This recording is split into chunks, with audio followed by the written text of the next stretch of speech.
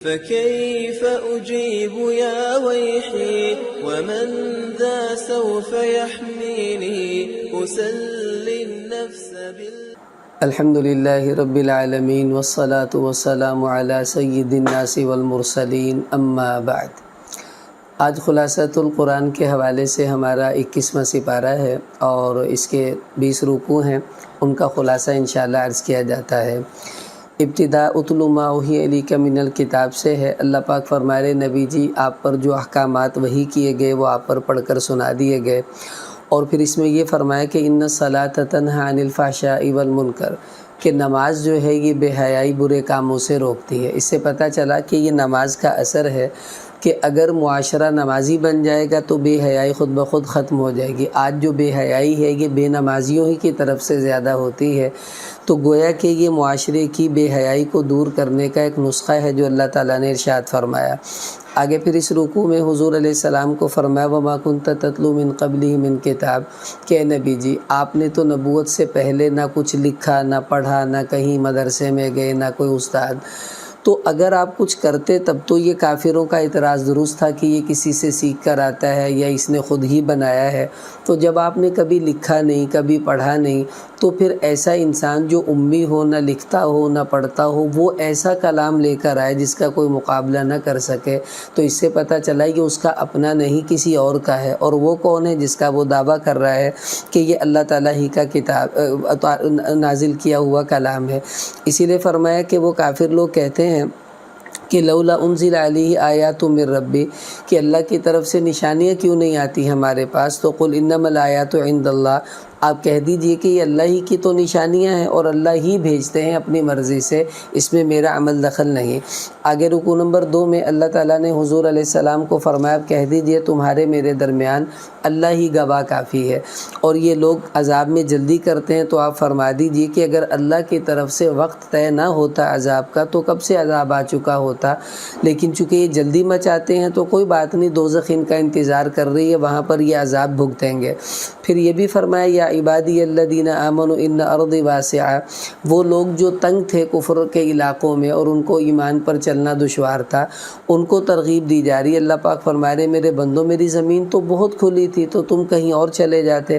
پھر یہ فرمایا کل نفس ذائقۃ الموت، کہ ہر ذی روح کو موت کا ذائقہ چکھنا ہوگا، اور ظاہری سی بات ہے اللہ کی طرف پھر سب کو لوٹ کر جانا ہوگا۔ آگے پھر یہ فرمایا کہ جو ایمان اعمال والے ان کا ٹھکانہ جنت ہے، وہاں نہریں ہیں، باغات ہیں ان کے لیے۔ اور پھر یہ فرمایا وَكَأَيٍّ مِّن دَابَّةٍ، کہ جتنے بھی جاندار زمین پر چل رہے ہیں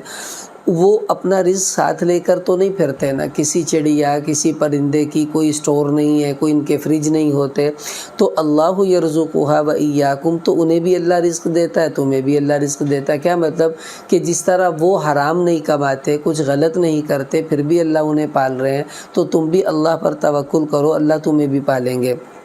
آگے پھر یہ فرمایا اے نبی جی یہ آپ سے پوچھتے ہیں، آپ ان سے پوچھئے کہ کس نے زمین و آسمان کو بنایا، اور ظاہر ہے اللہ ہی نے بنایا۔ ان سے پوچھئے کہ سورج چاند ستاروں کو کس نے کام پر لگایا، کہ ان سے پوچھئے آسمان سے پانی کون برساتا ہے، کون زمین کو زندہ کرتا ہے مرنے کے بعد، تو فرمایا لَيَقُولُنَّ اللَّهُ، تو یہ کہیں گے اللہ ہی کرتا ہے۔ تو آپ کہہ دیجئے پھر تمام تعریفیں اللہ ہی کے لائق ہیں، اور جس کے لیے سب تعریفیں ہوں وہی عبادت کے لائق بھی ہوا کرتا ہے۔ آگے پھر یہ فرمایا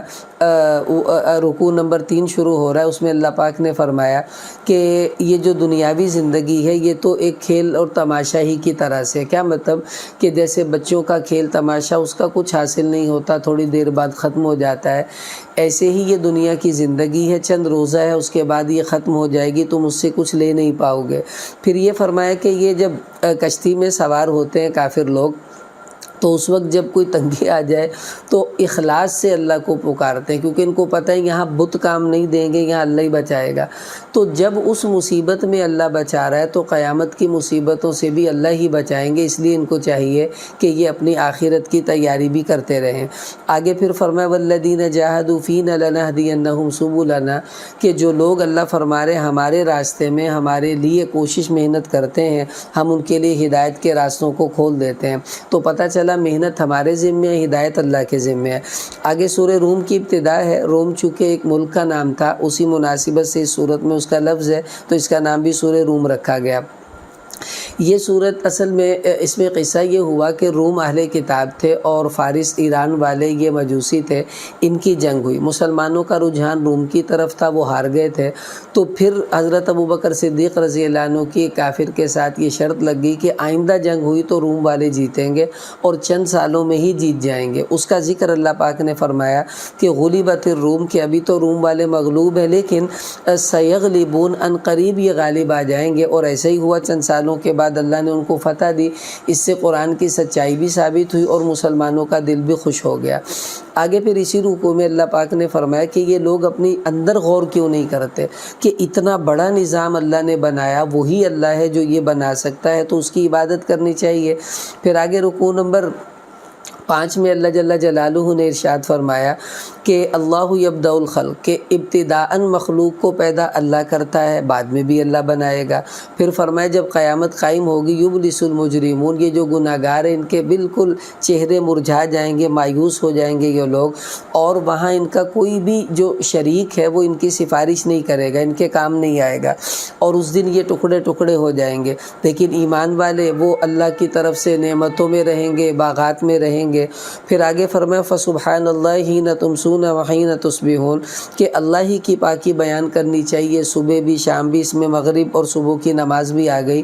اور یہ عجیب آیات ہیں، یہاں فسبحان اللہ سے لے کے آگے اس رکوع کے ختم تک وَكَذَلِكَ تُخْرَجُونَ، یہ 2 آیتیں ہیں اور 3 آیتیں ہیں۔ تو یہ 2-3 آیتوں کے بارے میں حضور علیہ السلام نے فرمایا کہ اگر کسی آدمی نے صبح پڑھ لی تو رات کے وقت کے کچھ وظائف رہ گئے تو اللہ اس کو اس کا پورا ثواب دے دیں گے، شام کو پڑھی تو دن کے وظائف رہ گئے تو اللہ اس کا بھی ثواب اس کو دے دیں گے۔ تو ان آیات کو پڑھ لینا چاہیے۔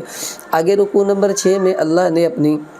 نشانیوں کو کھولا۔ یہ فرمایا کہ یہ ہماری نشانیاں کہ ہم نے تمہیں مٹی سے بنایا، پھر یہ دیکھو کہ تم زمین پر پھیل گئے، تمہاری اولادیں بنائیں۔ پھر یہ فرمایا یہ بھی ہماری نشانی ہے کہ ہم نے تمہیں ایک جان سے پیدا کیا، پھر ہم نے میاں بیوی میں محبت ڈالی۔ پھر یہ بھی نشانی ہے کہ زمین و آسمان کو اللہ تعالیٰ نے بنایا اور زبانوں اور چہروں کو مختلف اللہ نے کر دیا کہ رنگ بھی مختلف ہیں، زمانے بھی مختلف ہیں۔ پھر یہ بھی فرمایا کہ دیکھو یہ رات کے وقت کا سونا، دن میں رزق کو تلاش کرنا، یہ بھی ہماری نشانی۔ پھر یہ بھی فرمایا کہ دیکھو یہ جو بجلی کڑکتی ہے، پانی برستا ہے، اور یہ آسمان کو اللہ پاک نے بلند کیا ہوا ہے، یہ سب کچھ جو زمین و آسمان قائم ہے یہ اللہ کی نشانیاں ہیں۔ پھر فرمایا کل لہ قانتون، ساری مخلوق ہی اللہ کی اطاعت میں ڈھلی ہوئی ہے، انسان تو کیوں اللہ کی اطاعت سے غافل ہے، تجھے بھی اس کی اطاعت میں آنا چاہیے۔ آگے رکوع نمبر 7 میں اللہ تعالیٰ نے ایک مثال دی کہ دیکھو تم لوگ اپنے ملازموں کو برداشت نہیں کرتے کہ وہ کسی اور کا مالک ہونے کا بھی دعویٰ کر دے۔ مثلا میرا غلام ہے تو وہ میرا ہی ہے، یہ نہیں وہ کہہ سکتا میں آدھا اس کا ہوں آدھا اس کا ہوں۔ تم اپنے غلام میں شرکت برداشت نہیں کرتے، اپنے مکان میں کسی کی شرکت برداشت نہیں کرتے، تو اس پوری کائنات کو بنانے والا خالق وہ اپنی تخلیق اور اپنی ربوبیت میں شرکت کیسے برداشت کرے گا؟ یعنی تم تو ایسے غیرت مند ہو کہ تم اپنی چیز کو اپنا ہی کہو اور اپنا ہی مانو، تو اللہ جو سب کچھ بنا رہا ہے وہ کیسے یہ گوارا کرے گا کہ تم اس کے ساتھ کسی اور کو شریک ٹھہرانے لگو۔ پھر یہ فرمایا فَأَقِمْ وَجْهَكَ لِلدِّينِ حَنِيفًا، اے نبی جی آپ ہر طرف سے منہ موڑ کر خالص اللہ ہی کے دین کی طرف متوجہ ہو جائیے۔ اور یہ بھی فرمایا کہ وَإِذَا مَسَّ النَّاسَ ضُرٌّ دَعُوا رَبَّهُمْ، کہ انسانوں کو جب کوئی تکلیف پہنچتی ہے تو بڑے گڑ گڑا کے اللہ کو پکارتے ہیں، اور جب کوئی رحمت اللہ کی طرف سے آتی ہے تو پھر یہ شرک کرنے لگتے، اس وقت اللہ کا شکر ادا نہیں کرتے۔ کیسی ان کا یہ جو ہے وہ دوغلا پن ہے جس کو اللہ پاک نے بیان کیا۔ آگے پھر یہ فرمایا فَآتِ ذَا الْقُرْبَى حَقَّهُ، اے نبی جی اپنے رشتہ داروں کا حق ادا کیجئے، مساکین اور مسافروں کا حق ادا کیجئے۔ تو پتہ چلا صرف اللہ ہی کی عبادت دین نہیں بلکہ لوگوں کے حقوق ادا کرنا یہ بھی دین میں شامل ہے۔ آگے پھر یہ فرمایا کہ یہ جو لوگ سود لیتے ہیں یہ سمجھتے ہیں شاید ہمارا مال بڑھ رہا ہے حالانکہ وہ گھٹ رہا ہے، اور جو زکوٰۃ اور صدقہ دیتے ہیں وہ سمجھتے ہیں مال گھٹ رہا ہے حالانکہ اللہ پاک ان کے مال کو برکت دے کر بڑھاتے ہیں۔ یہ تو مشاہدے کی بات ہے۔ آگے رکوع نمبر 8 ہے اس میں اللہ پاک نے فرمایا کہ خشکی تری میں جو بھی فساد برپا ہوتا ہے وہ لوگوں کے اپنے ہاتھوں کی کمائی ہے۔ کیا مطلب کہ جو بھی حالات آتے ہیں وہ انسان کے گناہوں کی وجہ سے آتے ہیں، نافرمانیوں پر اللہ تعالیٰ اپنے نظام کو تبدیل فرماتے ہیں۔ پھر یہ بھی فرمایا، اس میں اپنی کچھ بڑائی کی آیتوں کو بیان کر کے فرمایا، نبی جی آپ سے پہلے ہم نے بہت سے رسول بھیجے اپنی قوموں کے پاس، وہ نشانیاں لے کر آئے تھے لیکن انہوں نے نہیں مانا تو ہم نے پھر ان کا انجام برا کر دیا۔ پھر یہ فرمایا کہ دیکھو یہ ہوائیں اللہ چلاتے ہیں، بادلوں کو اللہ لے کر جاتے ہیں، پھر ان سے اللہ بارشیں برساتے ہیں، پھر دیکھو کیسے اللہ بعد میں مردہ زمین کو بارش سے زندہ کر دیتے ہیں۔ تو جیسے وہ زمین زندہ ہو جاتی ہے ایسے ہی تم بھی مرنے کے بعد قیامت میں زندہ ہوگے، اس سے استدلال کیا۔ پھر یہ فرمایا فَإِنَّكَ لَا تُسْمِعُ الْمَوْتَى، اے نبی جی آپ مردوں کو سنا نہیں سکتے۔ کیا مطلب کہ اپنی مرضی سے نہیں سنا سکتے، یا ایسا سننا جو ان کو نفع دے وہ آپ نہیں سنوا سکتے۔ اس سے یہ لازم نہیں آتا کہ قبر میں مردے بھی نہیں سنتے، کیونکہ اس کے بارے میں صحابہ کرام میں بھی اختلاف رہا، آج بھی امت میں اسی طرح اختلاف ہے۔ تو اس میں سب سے بہترین طریقہ خاموشی کا ہے، سنتے ہیں نہیں سنتے ہم سے اس کا سوال نہیں ہوگا، اللہ بہتر جانتے ہیں۔ ہاں جن جگہوں پر ہمارے نبی نے سننے کی بات فرمائی کہ مردہ جو ہے وہ آنے والوں کی جوتوں کی آہٹ سنتا ہے، تو ٹھیک ہے ہم یہ مانیں گے کہ وہ سنتا ہوگا، لیکن باقی باتیں بھی سنتا ہے نہیں سنتا، چونکہ اس کا کوئی ذکر نہیں، اس وجہ سے ہمیں اس کی تحقیق میں پڑھنے کی ضرورت بھی نہیں ہے۔ آگے رکوع نمبر 9 ہے، اس صورت کا آخری رکوع ہے۔ اس میں اللہ تعالیٰ نے انسان کی پیدائش کو بتایا کہ ہم نے اس کو پیدا کیا، یہ کمزور تھا، پھر یہ قوت میں آ گیا، جوان ہوا، پھر بڑھاپے میں جا کر پھر کمزور ہو گیا، اسی طرح مر جائے گا تو قیامت میں اللہ کے حضور پیشی ہوگی۔ تو پتہ چلا کہ انسان کمزوری سے کمزوری میں جاتا ہے، لیکن اللہ پاک اپنی قدرت سے، اعمال کی برکت سے انسان کو اگر قوت عطا فرما دے تو وہ ہر عمر میں اللہ کو راضی کرنے کا جذبہ اس کے اندر موجود ہوتا ہے۔ آگے پھر یہ سورت لقمان شروع ہو رہی ہے اور اس پارے کا رکوع نمبر 10 بھی ہے۔ اس کی ابتدا بھی الف لام میم سے ہے، حروف مقطعات ہیں، اللہ اس کے معنی بہتر جانتے ہیں۔ ابتدا میں اللہ تعالیٰ نے ایمان والوں کی کچھ صفات بتائیں اور پھر یہ فرمایا وَمِنَ النَّاسِ مَن يَشْتَرِي لَهْوَ الْحَدِيثِ، کچھ لوگ ایسے ہیں جو لہو الحدیث خریدتے ہیں تاکہ لوگوں کو گمراہ کرے۔ مراد اس سے موسیقی ہے، مفسرین فرماتے ہیں اس آیت سے موسیقی کو اللہ تعالیٰ نے حرام کر دیا کہ جو میوزک انسٹرومنٹس کے ساتھ میوزک ہوتا ہے اور موسیقی ہوتی ہے وہ حرام ہے۔ ہاں میوزک نہ ہو اور ویسے ہی خوش آوازی میں اگر کوئی ایسا انسان کر لیتا ہے اس کی تو بعض موقعوں پر گنجائش ہو سکتی ہے خوشی کے موقعوں پر، لیکن میوزک کے ساتھ اس کی قطعاً گنجائش نہیں، تو اس آیت نے میوزک کو حرام کر دیا۔ آگے پھر اللہ تعالیٰ نے ایمان والوں کا انجام بتایا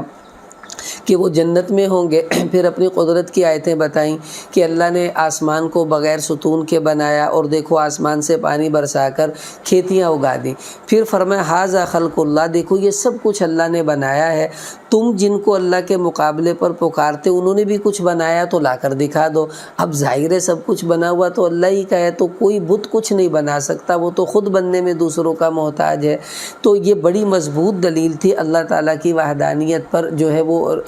اس کا اقرار کی اور شرک کے رد کی۔ آگے رکوع نمبر 11 ہے وَلَقَدْ آتَيْنَا لُقْمَانَ الْحِكْمَةَ، اس میں لقمان کا ذکر ہے، انہی کے نام پر اس سورت کا نام سورہ لقمان ہے۔ ان کو حکیم لقمان کہتے ہیں، یہ کوئی طبیب نہیں تھے کہ ڈاکٹر وغیرہ تھے، بلکہ حکیم سے مراد ہے دانشور، عقل مند آدمی، تو ان کی حکمت کی باتیں بڑی مشہور تھیں، اسی مناسبت سے ان کو حکیم لقمان کہا جاتا تھا۔ یہ نبی نہیں تھے، اللہ کے نیک بندے تھے اور غلام تھے جس کا لیکن ان کی نصیحتوں کو اللہ نے قرآن میں ذکر فرمایا۔ اب یہ اپنے بیٹے کو نصیحت کر رہے ہیں، یا بنی لا تشرک باللہ، بیٹا شرک نہیں کرنا۔ تو پتہ چلا کہ ایک باپ کو اپنی اولاد کو ایسی نصیحتیں بٹھا کر کبھی کرنی چاہیے۔ پھر یہ کہا کہ بیٹا جو کچھ بھی تم زمین میں چھپ کر لو، کہیں بھی اللہ اس کو ظاہر کریں گے، بیٹا نماز پڑھو، بیٹا اچھی بات کا حکم دو اور بیٹا بری باتوں سے منع کرو۔ اور یہ بھی فرمایا کہ دیکھو بیٹا تم لوگوں سے منہ چڑھا کر بات نہیں کرو، اکڑ کر نہیں چلنا، اونچی آواز میں بات نہیں کرنا، اور چلنا ہے تو اعتدال سے چلنا ہے۔ یہ کتنی پیاری پیاری نصیحتیں ایک باپ اپنے بیٹے کو کر رہا ہے اور یہ کرنی بھی چاہیے۔ پھر اسی رکوع میں اللہ تعالیٰ نے ماں باپ سے حسن سلوک کا حکم بھی دیا اور یہ فرمایا کہ فصالہ فی عامین، کہ عورت اپنے بچے کو 2 سال تک دودھ پلائے گی، اس کے بعد دودھ پلانے کی اجازت نہیں ہے، اس سے پہلے ہی دودھ چھڑانے کی اس کو کوشش کرنی چاہیے۔ پھر اس میں یہ بھی فرمایا کہ ماں باپ کی بات تو ماننی ہے، لیکن وہ ان جاہدہ کا اعلان تشری کا بھی، اگر وہ اللہ کی نافرمانی کا کوئی حکم دے فلا تطیعہما، پھر ان کی بات نہیں ماننی۔ اس سے پتہ چلا ماں باپ کی اطاعت کی حد ہے اور اسی حد تک ان کی اطاعت ہوگی۔ آگے رکوع نمبر 12 ہے، اس میں اللہ تعالیٰ نے اپنی بڑائی کی کچھ نشانیوں کو بیان فرمایا، اور پھر یہ فرمایا وَمَن يُسْلِمْ وَجْهَهُ، جو آدمی اللہ کا فرما بردار ہو جائے، نیکوکار ہو جائے، اس نے مضبوط کڑے کو پکڑ لیا، اور یہ مضبوط کڑا ایمان ہے، اسلام ہے، اور وہی اس کے جنت میں جانے کا سبب بنے گا۔ پھر یہ فرمایا وَلَوْ أَنَّ مَا فِي الْأَرْضِ مِنْ شَجَرَةٍ أَقْلَامٍ، کہ جتنے زمین میں درخت ہیں ان کی قلمیں بنا لیں، سمندروں کو سیاہی بنا لیں، 7 سمندر آ جائیں اور اللہ کی بڑائی کو لکھنا شروع کریں تو اللہ کی تعریف ختم نہیں ہو جائے گی۔ پھر یہ فرمایا کہ الم ترى، نبی آپ نے دیکھا نہیں کیسے اللہ رات کو دن میں، دن کو رات میں داخل کرتا ہے، سورج چاند کو اس نے تابع بنا دیا، انسان کے کام میں لگا دیا۔ یہ سب کچھ اللہ پاک نے ایک مقررہ وقت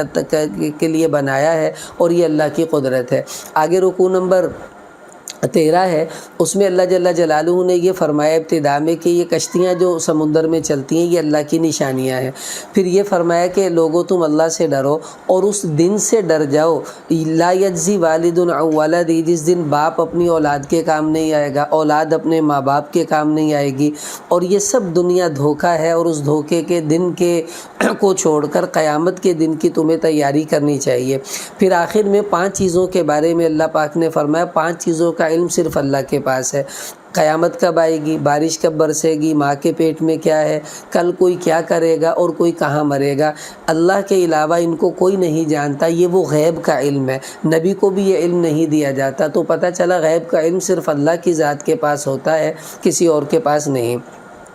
آگے سورہ الف لام میم سجدہ کی ابتدا ہو رہی ہے، اور اس پارے کا 14واں رکوع بھی ہے۔ اس کی ابتدا بھی الف لام میم سے ہے، اس کا معنی اللہ ہی بہتر جانتے ہیں۔ اللہ پاک نے شروع میں یہ فرمایا کہ یہ کافر لوگ کہتے تھے یہ قرآن نبی خود ہی گھڑ کر لے آتا ہے، فرمایا ایسا نہیں ہے، یہ تو اللہ کا اتارا ہوا کلام ہے۔ پھر اللہ پاک نے قیامت کے احوال بتائے کہ تمہیں اس دن اللہ کے حضور پیش ہونا ہے، مقدارہ الف سنۃ مما تعدون، جو 1000 سال کے برابر ہوگا، یعنی وہ اتنا بڑا دن ہوگا، بعضوں کو تو 1000 کے برابر لگے گا، اور دوسری آیت میں 50,000 کا بھی ذکر ہے، تو پتہ چلا بعضوں کو 50,000 سال کے برابر وہ دن لگے گا۔ پھر یہ فرمایا کہ وہ اللہ جس نے تمہیں بہترین صورت میں پیدا کیا، وہ اس نے انسان کو مٹی سے بنایا، پھر آگے اس کی نسل کو چلایا منی کے قطروں کے ذریعے سے، پھر اس کو برابر کیا، پھر اس میں اللہ نے روح ڈالی، پھر اس کو سننے والا دیکھنے والا بنایا، اس کو دل دیا سوچنے کے لیے، تو یہ سب اللہ کی نشانیاں ہیں۔ آگے رکوع نمبر 15 ہے، اس میں احوال قیامت کو بیان فرمایا کہ مجرم لوگ جب قیامت میں وہ دیکھیں گے عذاب کو، اور وہ اپنے آپ کو پریشان دیکھیں گے، تو کہیں گے ربنا ابصرنا وسمعنا، اللہ ہم نے دیکھ لیا، سمجھ آ گئی، اب فرجعنا نعمل صالحا، ایک دفعہ واپس بھیج دے، بڑے اچھے اچھے کام کریں گے، لیکن اب کوئی موقع نہیں ہے۔ اب کہا جائے گا فذوقوا بما نسیتم، اب تم تو قیامت کو ویسے ہی بھولے ہوئے تھے، اب چکھو مزہ عذاب کا۔ آگے پھر فرمایا ایمان والوں کی صفت بتائی کہ تتجافى جنوبهم عن المضاجع، کہ ان کے جسم ان کے بستروں سے الگ رہتے ہیں، یعنی تہجد کی نماز پڑھتے ہیں، اپنے اللہ کو پکارتے ہیں، اور ان کو اللہ جو دیں گے وہ تو کسی آنکھ نے کبھی دیکھا ہی نہیں ہے، کسی دل پر اس کا گمان بھی نہیں گزرا۔ آگے پھر فرمایا کہ جو ایمان و اعمال والے ہیں وہ تو جنت میں ان کا ٹھکانہ جنت ہوگا، اور برے لوگوں کا ٹھکانہ دوزخ ہے۔ فرمایا کلما ارادوا ان یخرجوا منها، وہ دوزخ سے جب بھی نکلنے کی کوشش کریں گے پھر دھکا دوزخ میں دیا جائے گا، اور کہا جائے گا کہ چکھو اس عذاب کو جس کا تم انکار کیا کرتے تھے۔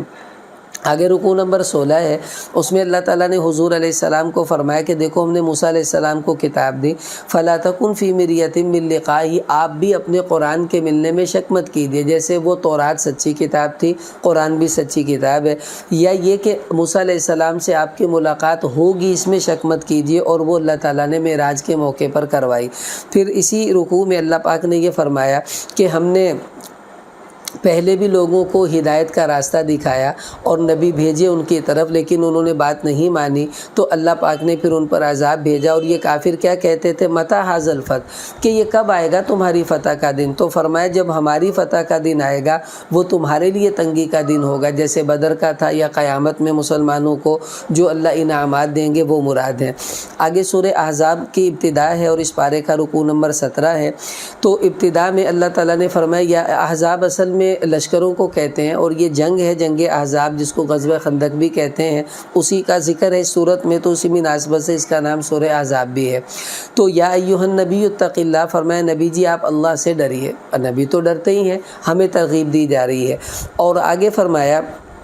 اس میں بڑے عجیب عجیب احکامات ہیں، بڑے اہم۔ پہلا تو اللہ پاک نے فرمایا ما جعل اللہ لرجل من قلبین فی جوفہ، کہ کسی انسان کے سینے میں اللہ نے دو دل نہیں بنائے۔ اسی طرح کسی آدمی کے دو باپ نہیں ہو سکتے، دو مائیں نہیں ہو سکتی، تو دو خدا بھی نہیں ہو سکتے۔ اور یہ فرمایا کہ وہ تمہاری یعنی عورتوں کو اگر تم لوگ زہار کر لو، جیسے خاوند اپنی بیوی سے کہہ دے کہ تو میری ماں کی طرح سے ہے، اگر ماں کی طرح حرام سمجھتا ہے تو اس سے زہار ہو جاتا ہے، اس کا کفارہ دے دیں گے، وہ حقیقت میں اس کی ماں نہیں بن جاتی۔ اسی طرح کسی بچے کو آپ نے اڈاپٹ کیا ہے، وہ آپ کا حقیقی بچہ نہیں بن جاتا۔ اللہ پاک فرما رہے ادعوہم لآبائہم، ان کو ان کے اصل باپ کے ناموں سے پکارو، یہ اللہ کے ہاں انصاف کی بات ہے۔ دیکھیں آج کل لوگ بچے لے لیتے ہیں، بھائی کا لے لیا، بہن کا لے لیا،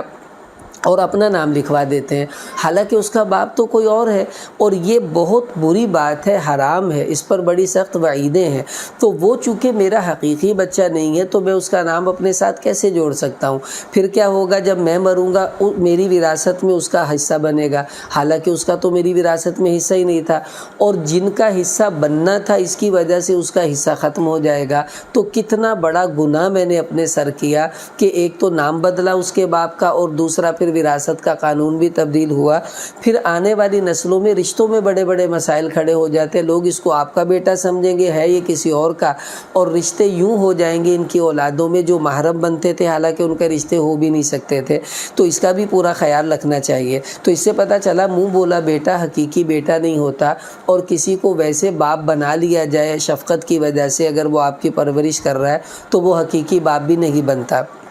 پھر اسی رکوع میں اللہ پاک نے فرمایا کہ نبی کو ایمان والوں کے ہاں اپنی جانوں سے بھی زیادہ نبی عزیز ہونا چاہیے، اور اس کی جو بیویاں ہیں وازواجہ امہاتہم، وہ ایمان والوں کی روحانی مائیں ہیں۔ اسی لیے ازواج مطہرات سے کسی امتی کا نکاح بھی نہیں ہو سکتا کہ وہ ہماری روحانی مائیں ہیں۔ پھر آگے اللہ پاک نے رکوع نمبر 18 شروع ہو رہا ہے، اس میں پورا غزوہ خندق اور احزاب کا جو ہے وہ ذکر ہے کہ اس میں کافروں کی بہت بڑی فوج آ رہی تھی لڑنے کے لیے، تو مسلمانوں میں مشورہ ہوا، تو حضور علیہ السلام نے مشورے سے ایک خندق کھود دی تھی مدینہ کے آگے کہ وہ خندق کھد جائے گی تو وہ ادھر نہیں آ پائیں گے، تو پھر لڑائی آسان ہو جائے گی۔ وہ لوگ بڑا لشکر لے کر آئے لیکن اللہ کی طرف سے وہ خندق پار نہیں کر سکے، اور یہ بہت سخت لڑائی تھی جس میں حضور علیہ السلام کی نمازیں بھی قضا ہوئیں، مسلمانوں کی بھی، بہت تیر بھی چلے، لیکن اللہ نے ایک آندھی چلائی، پھر بارش برسی، اور وہ سب بھاگ گئے وہاں سے، لڑائی بھی نہیں ہوئی، اللہ نے مسلمانوں کو فتح بھی دے دی، اور بہت سا مال بھی مسلمانوں کے حصے میں آیا۔ لیکن اس میں منافقین نے بڑا برا کردار ادا کیا، اللہ پاک اس کو بیان فرما رہے۔ ایک تو یہ فرمایا اتنا تنگی کا وقت تھا، بلغت القلوب الحناجر، کہ جو کلیجے تھے یہ باہر کو آ رہے تھے، اور عجیب عجیب مسلمانوں کو گمان ہو رہے تھے کہ پتہ نہیں کیا ہوگا۔ لیکن منافقین کا انجام کیا تھا؟ وہ کیا کہہ رہے تھے؟ وہ کہتے تھے یا اہل یثرب لا مقام لکم فارجعوا، اجی ہماری بات نہیں مانی ہم تو واپس جاتے، اور باقیوں کو بھی واپس لے کر جا رہے تھے۔ تو اللہ پاک فرما رہے کہ یہ منافق یوں کہتے تھے ان بیوتنا عورا، کہ ہمارے گھر اکیلے ہیں، وہاں کوئی ہے نہیں، ہمیں جانے دیجئے، اور یہ بہانے بنا کر بھاگتے گئے۔ آگے فرمایا قل لن ينفعکم الفرار، اے نبی جی ان سے کہہ دیجئے کہ یہ بھاگنے کا کوئی فائدہ نہیں، موت سے بھاگ رہے ہو وہ تو تمہارے گھر میں بھی آ جائے گی، تو تم موت سے کیسے بھاگ سکتے ہو؟ پھر آگے یہ فرمایا کہ یحسبون الاحزاب لم یذهبوا، یہ پوچھتے رہتے ہیں کہ وہ لشکر گیا کہ نہیں گیا، اگر لشکر یعنی چلا گیا ہے تو ہم جا کر مال سمیٹے، نہیں گیا تو اپنے گھروں میں رہیں۔ تو منافقین کا پورا پول اللہ پاک نے اس رکوع میں کھول دیا۔ آگے رکوع نمبر 19 ہے، لقد کان لکم فی رسول اللہ، اللہ پاک نے قانون بتایا کہ میرا نبی تمہارے لیے بہترین نمونہ ہے۔ کیا مطلب؟ کہ میرے نبی کو دیکھ کر تمہیں اپنی زندگی گزارنی ہے، خوشی غمی شادی ہر چیز کو میرے نبی کے طریقے پر لاؤ گے تو تم کامیاب ہو، اور یہی اسوہ حسنہ ہے جو اللہ نے مسلمانوں کو عطا فرمایا۔ آگے ایمان والوں کی صفات بتائی کہ ایمان والے ایسے ہیں کہ وہ ان کو اگر ڈرایا جا رہا ہے کافروں کے اور لشکروں سے تو وہ کیا کہہ رہے ہیں، وما زادہم الا ایمانا و تسلیما، تو ان کا ایمان اور بڑھ رہا ہے، اللہ پر ایمان ان کا مضبوط ہو رہا ہے، اور وہ کیا کہہ رہے ہیں، ما وعدنا اللہ ورسولہ وصدق اللہ ورسولہ، کہ دیکھو یہ مدد اللہ ہی کی تھی جس کا اللہ نے ہم سے وعدہ کیا تھا۔ پھر آگے یہ فرمایا کہ ایمان والے بہت سے ایسے ہیں جو اپنی شہادت کے منتظر ہیں، اور اللہ تعالیٰ نے پھر ان کو اس کا بدلہ بھی عطا فرمایا۔ پھر آگے یہ فرمایا کہ دو یہودیوں کے قبیلے تھے جنہوں نے کافروں کی مدد کی تھی، حضور علیہ السلام نے پھر ان سے بھی جنگ کی، ان کو وہاں سے بھگا دیا۔ اس کا ذکر اللہ پاک نے فرمایا وَأَوْرَثَكُمْ أَرْضَهُمْ وَدِيَارَهُمْ، کہ ہم نے تمہیں ان کی زمینوں کا، ان کے گھروں کا مالک بنا دیا، کیونکہ جب وہ چلے گئے ان کے سارے مال مسلمانوں کے قبضے میں آ گئے تھے۔